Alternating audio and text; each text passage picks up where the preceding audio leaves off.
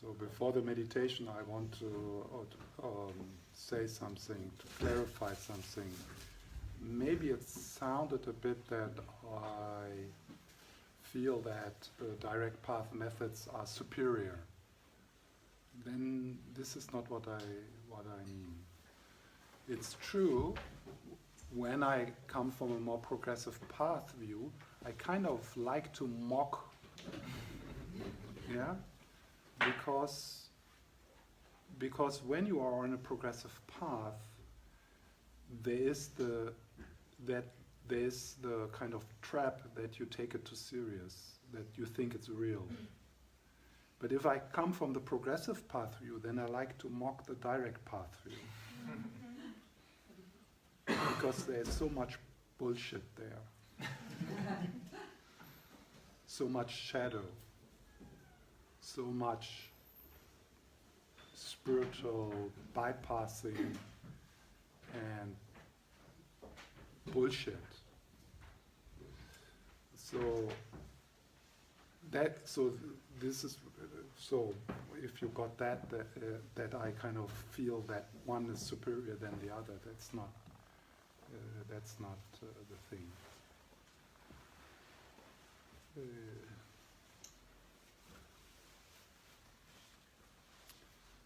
So if you feel threatened by direct path teachings,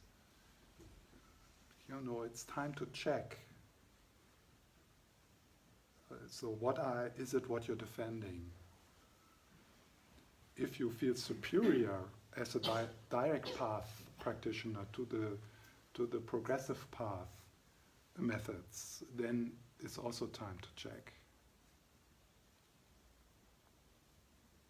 That would be completely strange as a direct path practitioner to feel superior.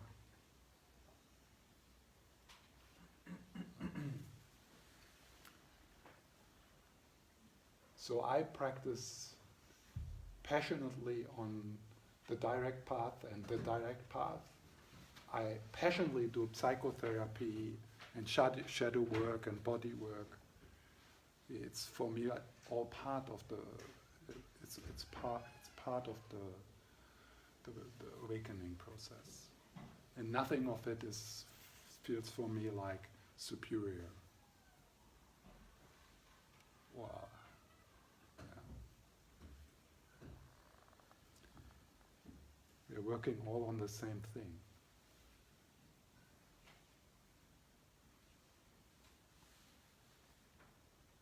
So now, bit of progressive path, focus, coming to the body, stuff like that, kind of mindfulness.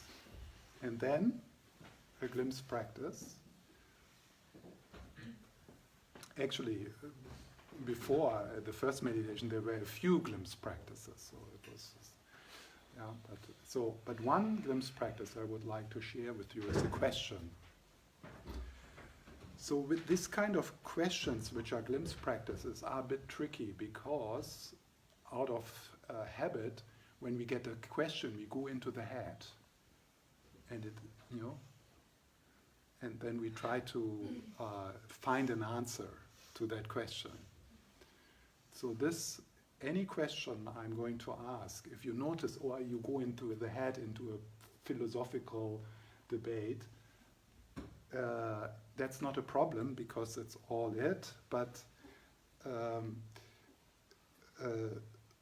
it's not the intention. So the intention is a bit like listening to a poem. Some people, they listen to a poem and they try to understand it. They write a PhD about it, and they miss what the poem is about. And there's just people like that. There's people who miss every poem and every painting. They can write a PhD about it, but they miss it. They miss what it is about.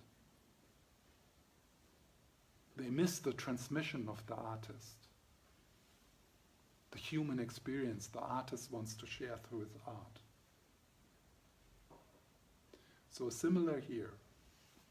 So this question, sorry, now I see you.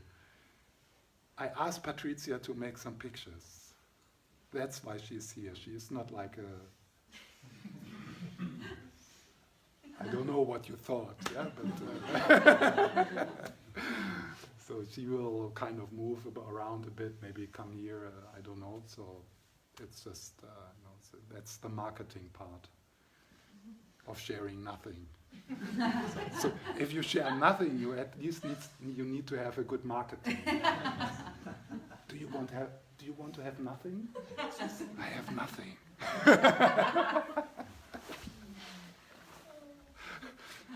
And then that's so nice when some people then feel, wow, you have nothing. That's what I was looking for. Finally, someone gives me nothing. Everyone gives me something. So, but then you have to have a nice picture there.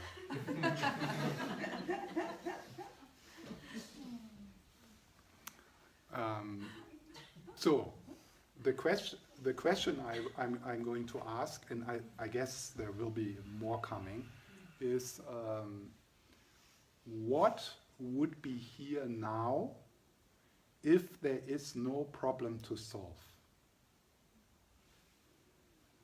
What would be here now if there is no problem to solve?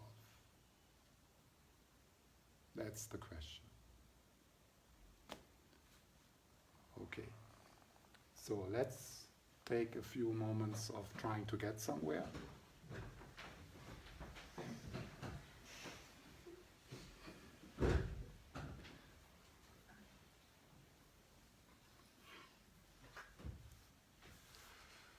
It's so funny when you try to get it's so funny when you try to be in the present moment. It's so funny.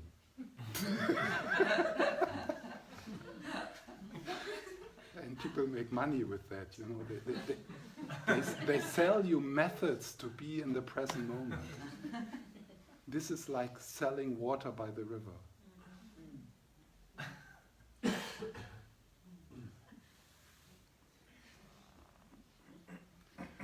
Okay, so let's try to be in the present moment. And if you can't be in the present moment, you need to just try a little harder.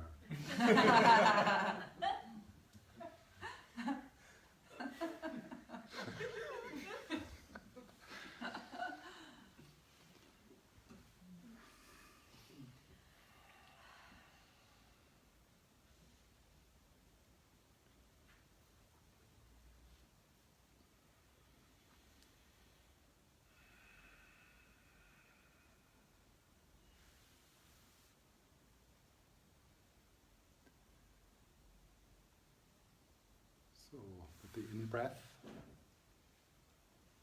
settling, sliding.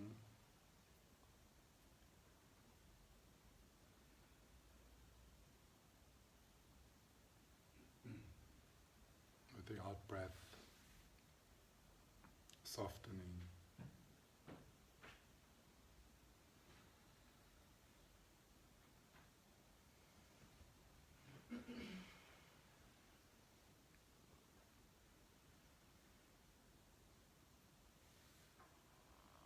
And you can stay a bit connected with the aliveness in the body or in a certain part of the body, the hands, the belly, so you keep a bit of stabilizing attention there, but then opening this room, the people around you, this voice, the city.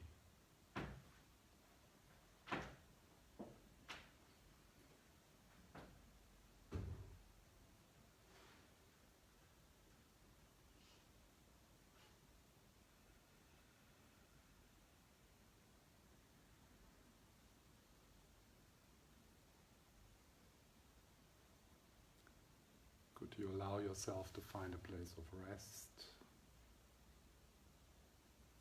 in the midst of your experience.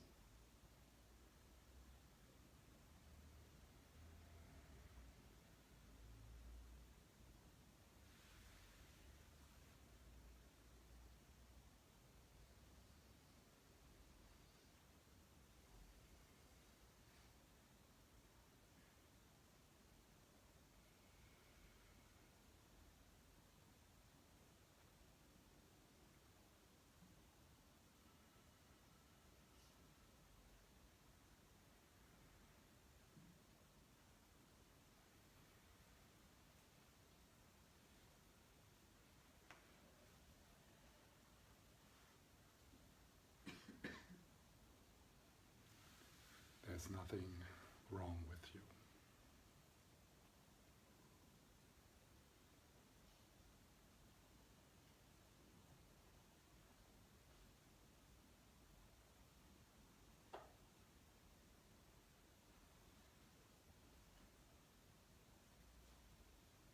There's nothing wrong with you.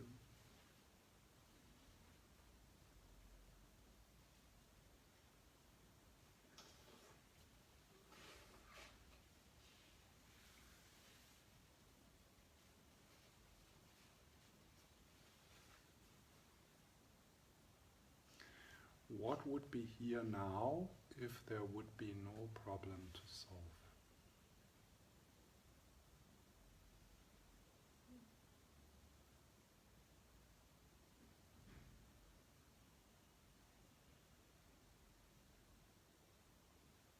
So it's like pausing, and it's a glimpse practice. So short moments. You can't hold it.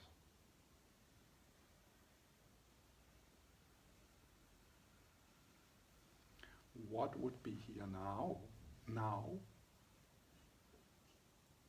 if there's no problem to solve?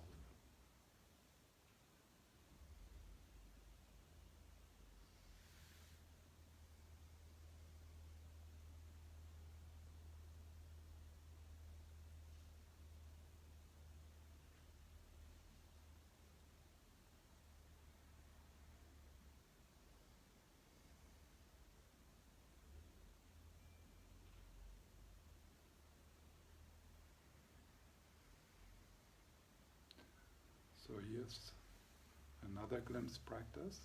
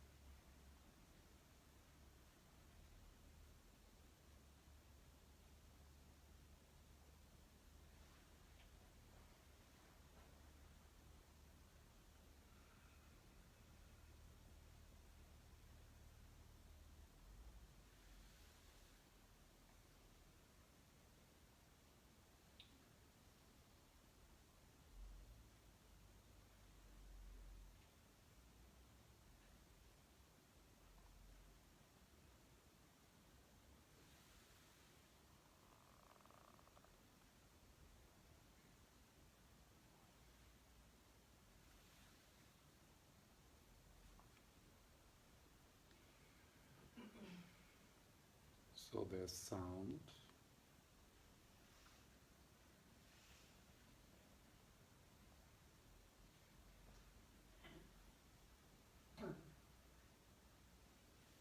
But isn't there also silence, stillness? So when you listen to this voice,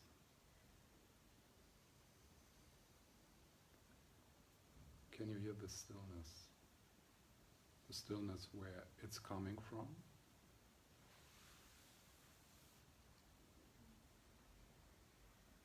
The stillness which is surrounding it.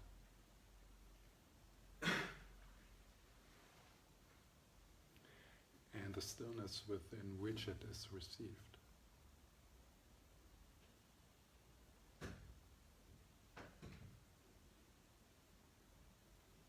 Listen.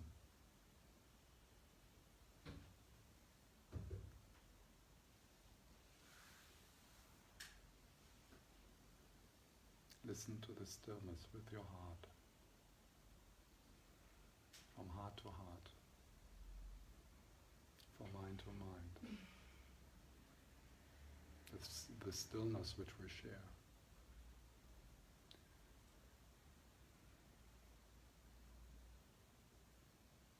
Isn't the voice itself in the nature of stillness, made from stillness?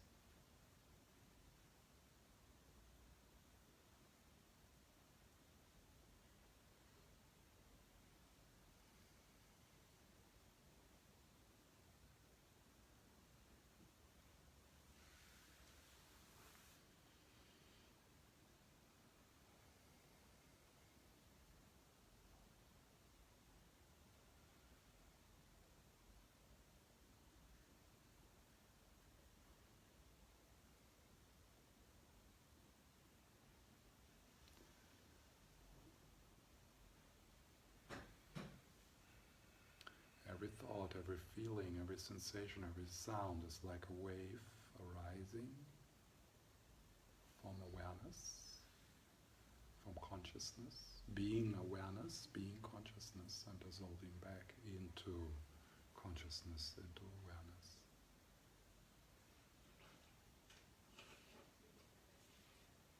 Every thought, every feeling, every sound, every sensation is like a wave coming from consciousness, being consciousness, arising within consciousness, and dissolving back into consciousness while being consciousness.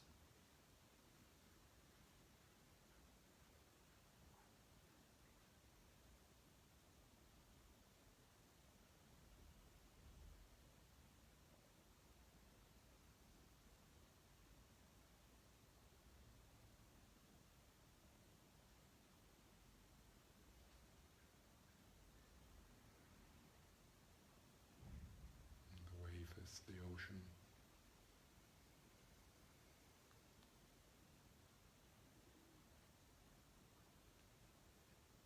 And you are wave and the ocean.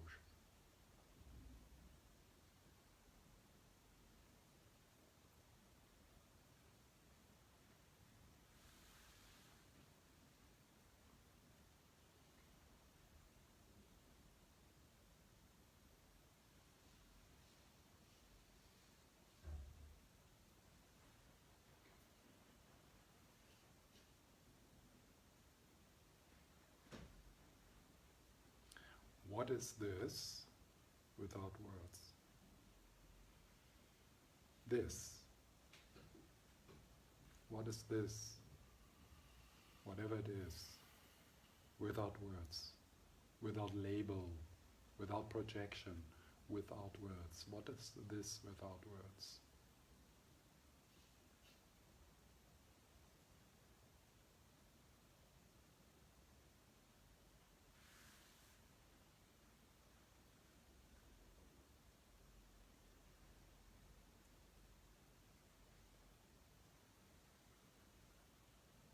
This sensation, this sound, this sight, this feeling, what is it without words, without label, without projection?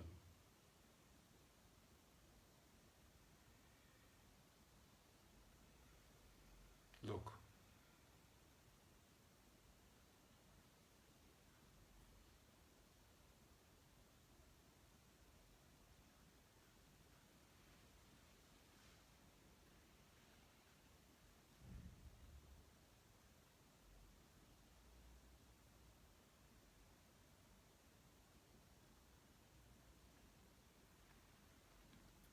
So then, the last one. The next thought you're going to have, where will it come from? The next thought you're going to have, where will it come from? Look.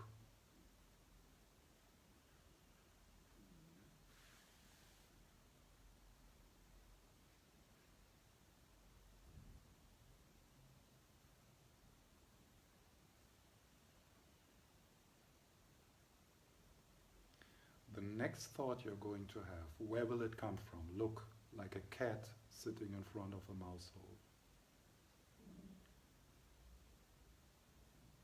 completely relaxed, but attentive, waiting for the next thought.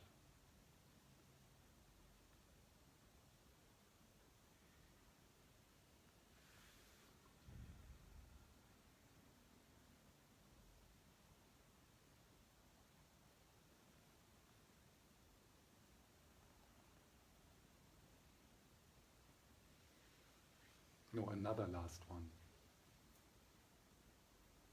What is looking?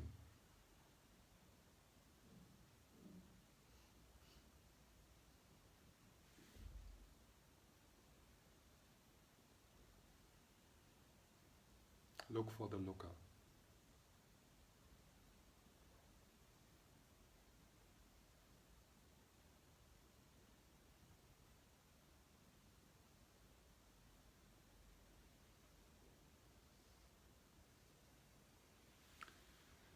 So, and then breathing out,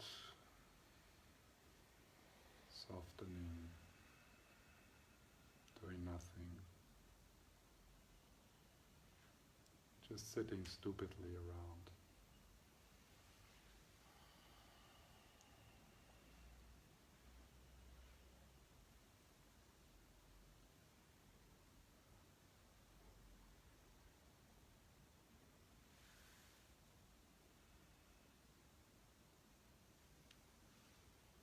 Emma, how wonderful this moment happens by itself.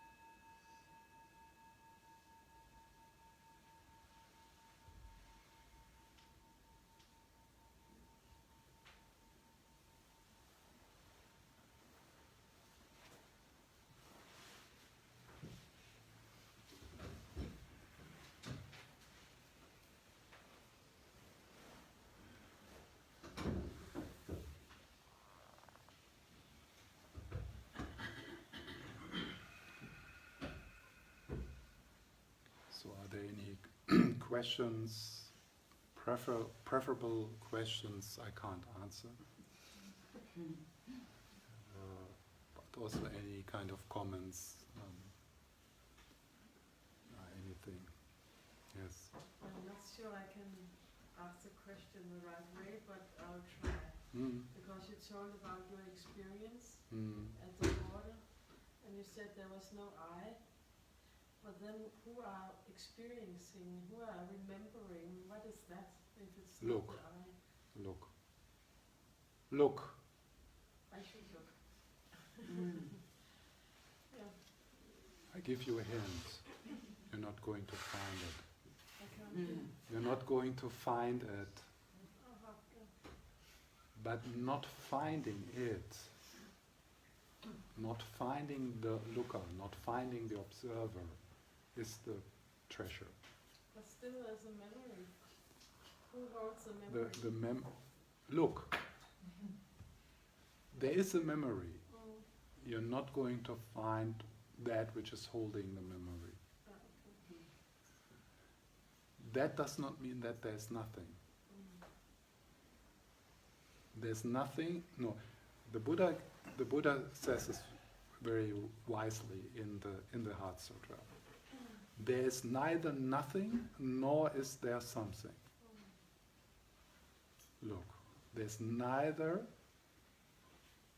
something nor is there nothing. No. Something like that. So this question, what you ask, who is holding the memory, that's a koan.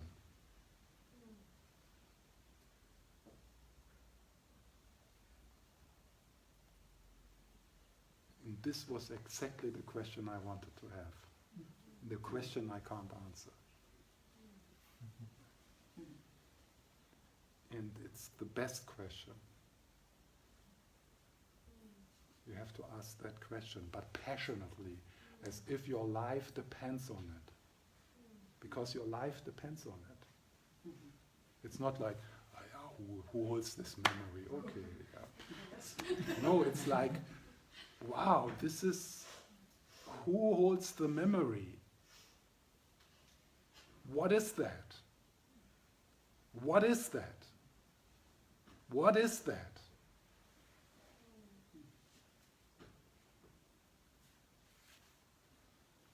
Yeah, and then of course, at one point you might think, oh shit. So let's for a while improve the content of my experience, creating good karma, purifying. Yeah, so kind of making the dream better. But then it's still the same question. The dream is better, but the question is the same. And there is probably some truth in that. It is, no, if you are in hell, you are not interested in that question at all. Probably, because you're so busy in fighting. So there is some there is some value in creating a space where you can genuinely ask the question. You shouldn't be too well. That's a dead end. Because then you're also not asking that question. If you have just party and bliss, then you are stuck. You know, in the Buddhist cosmology, that's called the gods. Yeah? So you're stuck in that. So that's why the precious human life. Yeah? So the precious human life is this mixture of, I mean, it really sucks. So we have enough reasons to want to get out of here. But there's also enough space and enough pleasure so that there is some space. But the question is the same. You can ask this question in hell, by being in hell. And it will point to the same liberation. Do I make sense? Do I make sense? Yeah. Yeah? Okay. I don't know, but how? Yeah, I can't make sense, but like you can somehow know what I'm pointing to. Yeah. Yes. Yes. Does shamatha practice help us to keep that glimpse? Yes. That's why you do it in this tradition. So in a kind of in Sutra Mahamudra or Tantra Mahamudra, part of that is cultivating shamatha, because then you can pause in the glimpse. If we have a glimpse, there's so many. No, the glimpse opens, so means the end of seeking, and we become interested in bullshit. But our mind goes there. So shamatha is really, really helpful. Yeah. Some people would say it's absolutely necessary. But also there's wonderful side effects in having shamatha. So while being on the progressive path, that's also very, very good to have shamatha. So in both cases. So like a traditional kind of Tibetan Buddhist practice would be, refuge prayer, guru yoga, 7-limb prayer, then some kind of shamatha if you have not done it separately, some kind of shamatha, and then a glimpse practice.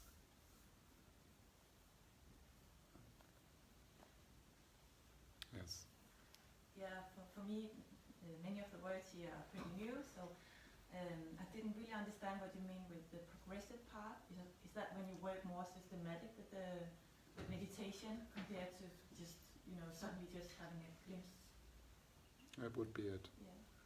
Progressive path means First, it means there is a person. Yes.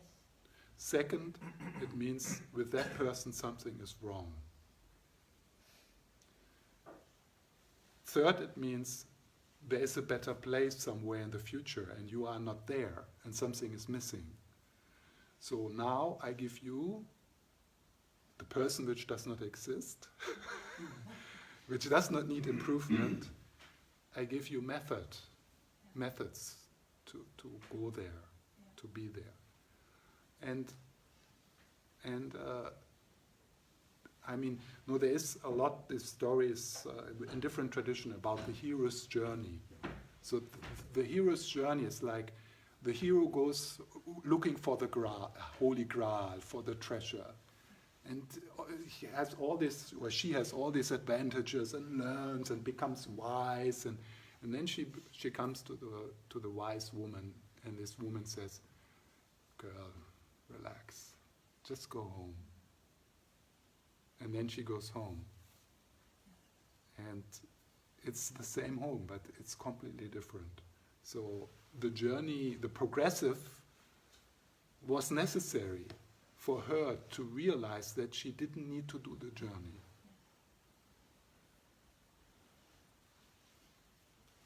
It's not a waste of time, but because she is in a completely different place. But she is home. So in a way, she was already there. She just didn't know it. Yes. I'd like to share my experience of the instruction, what would be here. There's no problem to solve. It's a very good one for me. But I find myself going into my conceptual, speculative mind with the word would instead. And so I substituted, and I'm just, I hope it's helpful. What is here if there is no problem to solve? Better. Yes. Sorry. Excuse me. I made a mistake. This is better. Yeah, you're right. I quoted it wrongly. See? Good. What is here if there is no problem to solve? That's not what you said. You said something else already? No. What would be here? Okay. Yeah. So it's more like what is here, Yes. not like because there is no problem to solve. It is already happening. There's only the problem to solve you make up. And there's nobody here who has a problem.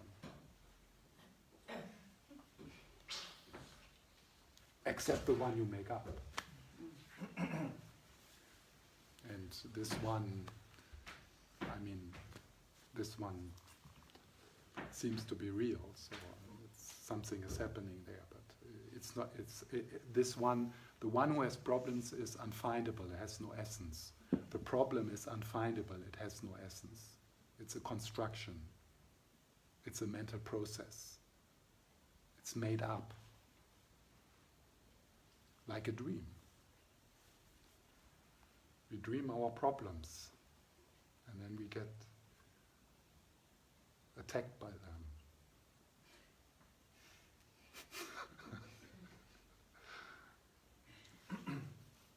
Yeah. And then I really miss one instruction. I heard it only twice ever. What is here, if not without words, and then or judgment. When I first heard that was because the words is one thing, but for me judgment is also without words. I don't have to have a word to have a judgment.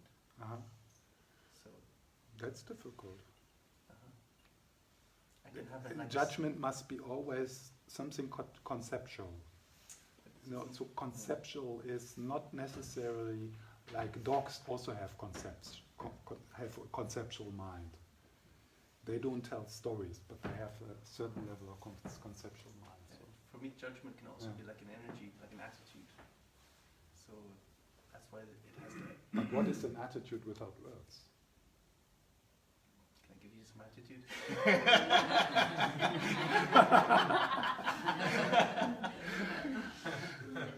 Yeah. Found, it's Yeah, but founded on you know words, what? No, so whatever, whatever kind of words open the gap. So that's helpful. Yes. So what is here without judgment could be another. Yeah. So wow. Yeah. What is here without judgment? Ooh. What is here without judgment? I can see that some of you give it immediately. Yeah, that's the wrong place to go.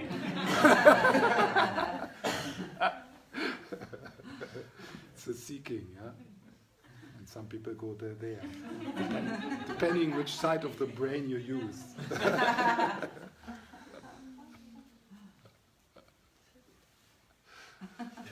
Yeah. Okay, I didn't see you. Yeah, that's fine. These moments of bliss, like the sky opens and how you describe it. For me, I just in the past 2 years just started crying when I have these experiences, and it's like it feels really like I want to use the word good, but it's more like a sunset in my body. But how can it feel good? Like, isn't that putting value into the bliss? Like, is it some sort of grasping when, like, it's just really nice? Yes. So this is a good point, because we are not talking about an experience. So any kind of experience like bliss or feeling good or love or nice is not it.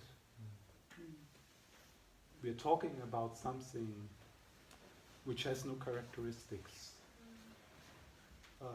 So bliss seeking has nothing to do with this.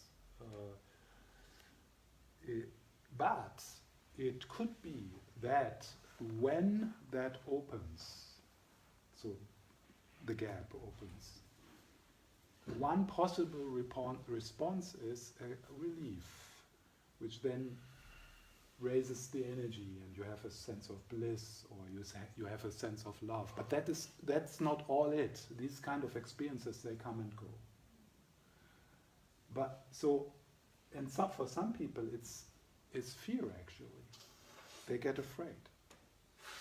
For some people, it is, you said, sadness. It's like, there's also the relief of, because at that moment you stop to suppress your feeling, what you don't want to feel. So stuff comes up. So it's a bit of a kind of marketing strategy to talk about that it is a nice experience, but it's not an experience.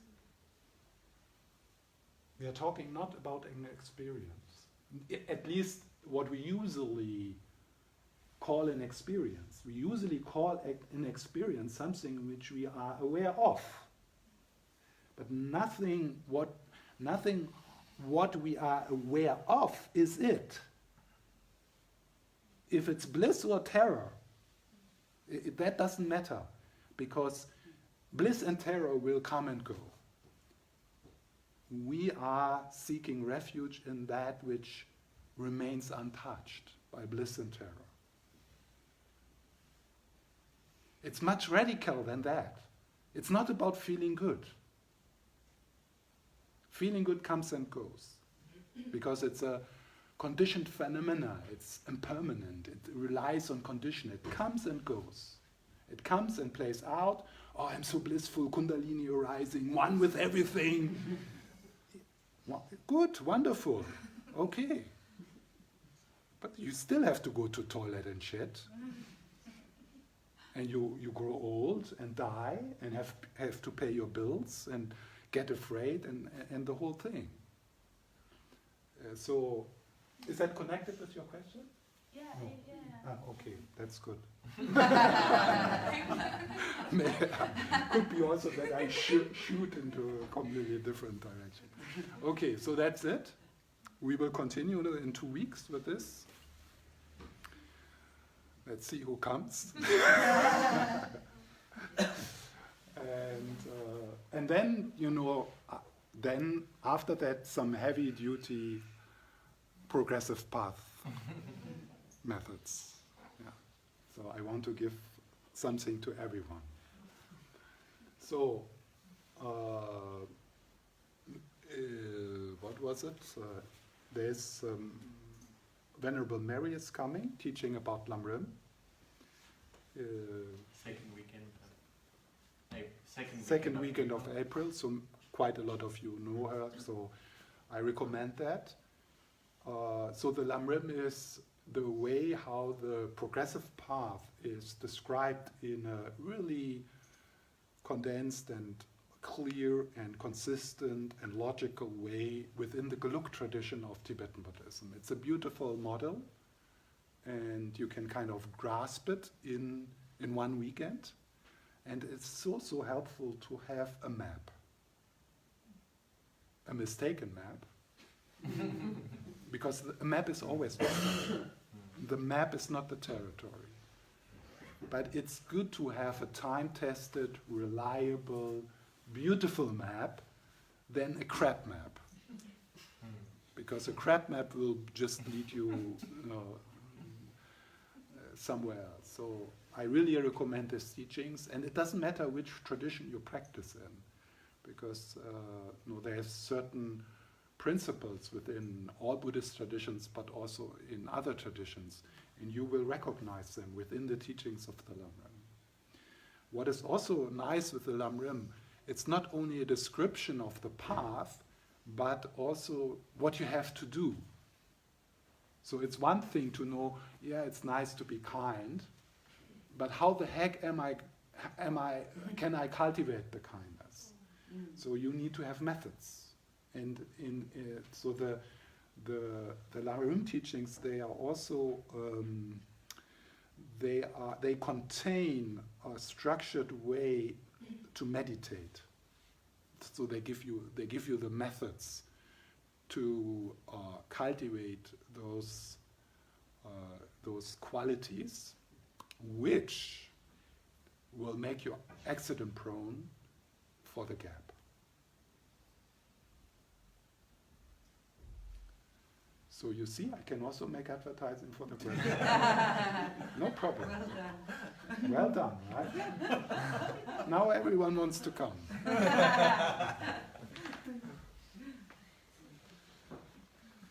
Thank you very much, Stephan.